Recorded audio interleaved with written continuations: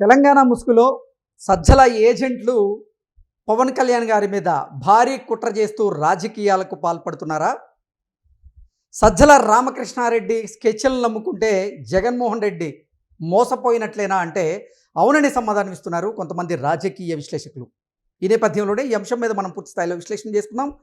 ప్రస్తుతం మనతో పాటున్నారు జనసేన పార్టీ రాష్ట్ర అధికార ప్రతినిధి కుసుంపూడి శ్రీనివాస గారు. వారితో మాట్లాడదాం. సార్ నమస్తే సార్. తెలంగాణ ముసుగులో ఇప్పుడు సజ్జల రామకృష్ణారెడ్డి ఏజెంట్లు పవన్ కళ్యాణ్ గారి మీద కుట్ర పన్నుతో రాజకీయాలకి తెరలేపుతున్నారని, అందులో భాగంగానే సజ్జల స్కెచ్లను నమ్ముకొని జగన్మోహన్ రెడ్డి మోసపోయారు అన్నట్లుగా కొన్ని వార్తలు వస్తూ ఉన్నాయి. దీని మీద మీ విశ్లేషణ ఏంటి సార్? మోసపోవడం కాదు, ఆల్రెడీ మునిగిపోయాడు జగన్మోహన్ రెడ్డి. ఓకే. ఎందుకంటే సజ్జల అంటే మనకి సకల శాఖ మంత్రిగా మనకు అందరికీ తెలుసు. ఆయన పార్టీ సలహాదారుడిగా అంటే ప్రెస్ మీట్లు పెట్టి రకరకాలుగా ఇన్ని రకాలుగా చేయాలి. గత 5 సంవత్సరాల్లో మనం చూసాం.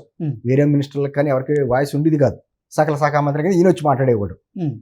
అంతకుముందు అదే పార్టీ వారు ఏమనేవారంటే అసలు ప్రభుత్వ సలహాదారు అయ్యిండి ప్రెస్ మీట్లు ఎలా పెడతారని చెప్పి ప్రశ్నించారు బొగ్గిన గారు లాంటి వాళ్ళు అసెంబ్లీలో.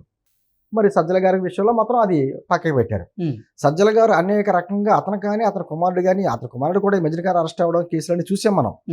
ఏదో చేద్దామని చెప్పి అయ్యవారిని చేస్తే కోది బొమ్మ తయారైంది అన్నట్టుగా జగన్మోహన్ రెడ్డికి మరి నిజంగా ముంచేయడానికి ప్రయత్నాలు అతనే చేస్తున్నాడా, లేకపోతే లేపడానికి ప్రయత్నం చేసి తెలియక ముంచేస్తున్నాడా తెలియదు కానీ నాకు. ఇప్పుడు అది ఏమైందంటే మొత్తానికి ఆంధ్రప్రదేశ్లో కూటమి ప్రభుత్వం మీద వాళ్ళ దృష్టి పడింది. ముఖ్యంగా భారత ప్రధాని నరేంద్ర మోదీ గారు 2 తెలుగు రాష్ట్రాలకు రావడం, ఇక్కడ పవన్ కళ్యాణ్ గారి ఇంటికి వెళ్ళి ఆయన్ని పరామర్శించడం, ఆ తర్వాత చంద్రబాబు గారి ఇంటికి వెళ్ళడం, అక్కడ కొంత సమయాన్ని కేటాయించడం, ఆ తర్వాత నిజంగా రాజకీయ సమీకరణాలు శరవేగంగా మారిపోతున్నాయి. తెలంగాణలో చూసుకున్నట్లయితే ముఖ్యంగా పవన్ కళ్యాణ్ గారి వ్యక్తిత్వాన్ని ఉద్దేశించి ఆయన మీద కొన్ని ఆరోపణలు చేయడం, ఆయన ఏదో కబ్జాలకు పాల్పడ్డారన్నట్లుగా అంటే ఆయన వ్యక్తిత్వాన్ని హననం చేసేటువంటి ప్రయత్నం అయితే కొంతమంది చేస్తూ ఉన్నారు. అసలు ఏంటి, దీన్ని ఎలా చూడాలంటారు? కృష్ణ గారు నిజంగా మీరు చెప్పింది అది ఒక టర్నింగ్ పాయింట్. ఏది మోదీ గారు ఇక్కడికి రావడం, హైదరాబాద్లో పవన్ కళ్యాణ్ గారిని పరామర్శించడం, చంద్రబాబు గారి ఇంటికి వెళ్ళి ఆయనతో కాసేపు కాల్చేయడం, దాంతో ఒక టర్నింగ్ పాయింట్ ఇది. ఎందుకంటే అప్పటి వరకు రకరకాల కుట్రలు చేశారు వైసీపీ వారు. ఏదో రకంగా ఈ 3 పార్టీల మధ్య చిచ్చు పెట్టాలి. చిచ్చు పెట్టాలంటే ముందు కులాల మధ్యన చిచ్చు పెట్టడమో, లేకపోతే రకరకాలుగా ఒకళ్ళ మీద ఒకళ్ళని విద్వేషాలు పెంచడము, ఫేక్ ఐడీస్ క్రియేట్ చేసి మరి చేయడమో రకరకాలు చేశారు. కానీ ఏం కుదరపోయేటప్పటికి వాళ్ళకి ఏదైనా బలమైన ఆయుధం దొరుకుద్దా అని చూసేటప్పటికి ఎప్పుడో మోదీ గారు రావడం అనేది ఒక అంశం పట్టుకున్నారు వాళ్ళు. అందుకని వాళ్ళు వెనకాలండి ఎవరి మీద భుజం మీద పెడదాం తుపాకీ అనుకుంటే కొంతమంది ఎనలిస్టుల రూపంలోని, కొంతమంది ఏమో ఏర్పాటువాదుల రూపంలో, విభజనవాదుల రూపంలో కొంతమంది దొరికారు. వాళ్ళ మధ్యన వాళ్ళ భుజమే పెట్టాడు తుపాకీ. దానికి డైరెక్షన్ అంతా కూడా తాడేపల్లి ప్యాలెస్ నుంచి వస్తుంది. దానికి స్క్రిప్ట్ అంతా రాసేది సజ్జల గారు అని చెప్పి అందరికీ తెలిసిందే. తెలంగాణ ప్రాంతంలో కూడా వీళ్ళకి అనుకూలంగా ఉన్నటువంటి పార్టీ ఒకటి ఉన్నారు కాబట్టి, గతంలో వాళ్ళ ఎన్నికల్లో ఉన్నప్పుడు వీళ్ళ సహాయం చేసినటువంటి పార్టీ అక్కడ ఉంది కాబట్టి ఇద్దరు ఏకమయ్యారు. నువ్వు అక్కడ అలాగా నేను ఇక్కడ ఎలాగా ఉంటే నీకు నాకు రాజకీయ భవిష్యత్తు ఉండదని చెప్పి పాపం ఇరు వర్గాలు కలిసి కూర్చుని చేసినట్టు అనేక డ్రామాలు చేశారు. ఆ డ్రామాల భాగంగా ముందుకు ఏం చేయాలంటే పవన్ కళ్యాణ్ గారిని రెచ్చగొట్టాలి. పవన్ కళ్యాణ్ గారిని రెచ్చగొట్టడం ఏంటి, తమిళనాడు ఎన్నికలు వచ్చినాయి కాబట్టి అక్కడలాగా విజయలాగా నువ్వు ఒంటరిగా పోటీ చేయలేవా అని చెప్పేసి అని పవన్ కళ్యాణ్ గారి సామాజిక వర్గానికి సంబంధించినటువంటి నాయకులతోటే మాట్లాడించడం. రెండోది, లేదా మా జనసేన పార్టీ నుంచి కొంతమంది నిరాశ జీవులు కొంతమంది బయటకు వెళ్ళిపోయి ఉంటారు, వారిని చేర్చుకుని వాళ్ళతో రకరకాలుగా మాట్లాడించడం. అవి రెండుకంటే ముఖ్యంగా అసలు పవన్ కళ్యాణ్ గారు అమిత్ షా గారిని కలిసినట్లుగా, జగన్మోహన్ రెడ్డి చేయమని కోరినట్లుగా, అదే రెండు చెప్పాను మీకు. ఇప్పుడు మూడోది ఏంటంటే కొంతమంది అనలిస్టులు, ఆ అనలిస్టుల రూపంలో వాళ్ళకి ఆ ఆస్థాన సిద్ధాంతులు అందరూ ఎవరికో మనకు తెలుసు, వారు ఏ ఆస్థానంలో పనిచేస్తారో మనకు తెలుసు. వాళ్ళని ఎదురపెట్టుకున్నారు. వాళ్ళని ఎదురపెట్టుకుని రకరకాలుగా మాట్లాడి దానికి వెంటనే పవన్ కళ్యాణ్ గారు కౌంటర్ ఇచ్చేటప్పటికి ప్రాంతాల వెనకాల గోళ్ళ వెనకాల దాక్కోవడం, అదిగో నా ప్రాంతాన్ని మేధావులు ఎలా అంటారా అని కొంతమంది పేడ్ ఆర్టిస్టులందరినీ బయటకు తీసుకురావడం, వాళ్ళతో ప్రెస్ క్లబ్ లో పెట్టించడం, ముక్కు మొహం తెలియని వ్యక్తులందరినీ. తర్వాత అదే విధంగా ఎప్పుడైతే ఈ విధమైనటువంటి పోరాటాలు జరుగుతున్నాయో మాకు అందరికీ అర్థమవుతుంది కదా, ఏం జరుగుతుందో అర్థమవుతుంది కదా, సరిపోవట్లేదు డోసు.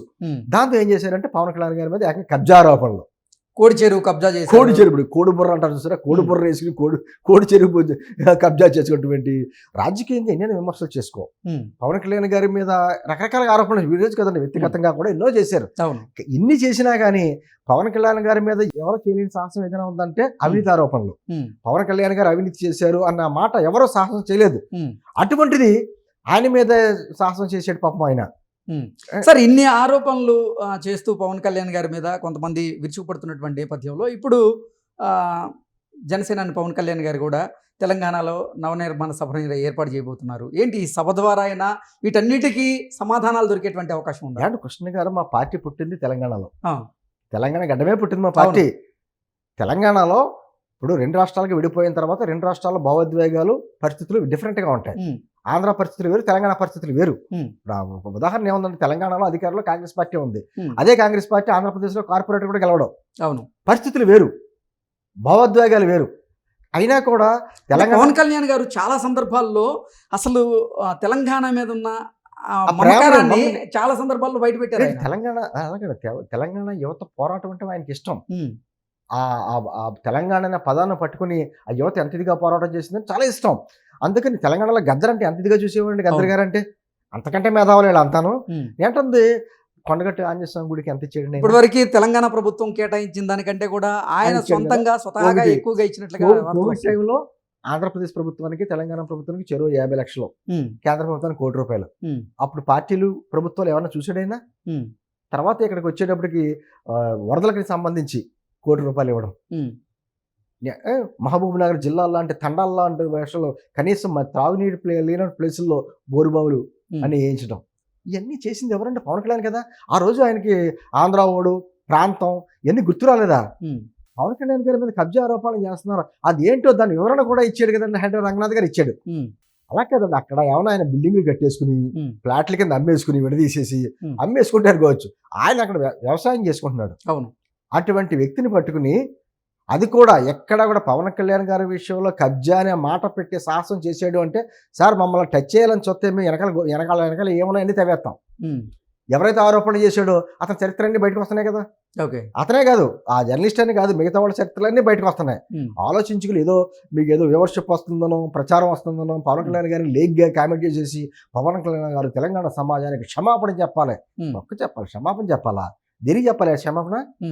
ఇప్పుడు తెలంగాణ ముసుగులో నిజంగా సజ్జల రామకృష్ణారెడ్డి ఏజెంట్లే పవన్ కళ్యాణ్ గారి మీద సార్ నేను మాట్లాడుకున్నటువంటి ఈ కబ్జా ఆరోపణలు చేసేటువంటి వ్యక్తులు కావచ్చు, ఆ ప్రెస్ మీట్లో పెట్టినటువంటి వ్యక్తులు కావచ్చు, ఈ జర్నలిస్టుల రూపంలో వచ్చిన వ్యక్తులు కావచ్చు, చాలామంది ప్రాంతీయ విద్వేషాలు రెగ్గొడుతున్న వ్యక్తులు కావచ్చు, వీళ్ళందరూ వెనకాల ఉన్నది తాడేపల్లి ప్యాలెస్ స్క్రిప్ట్ రాసింది సజ్జల.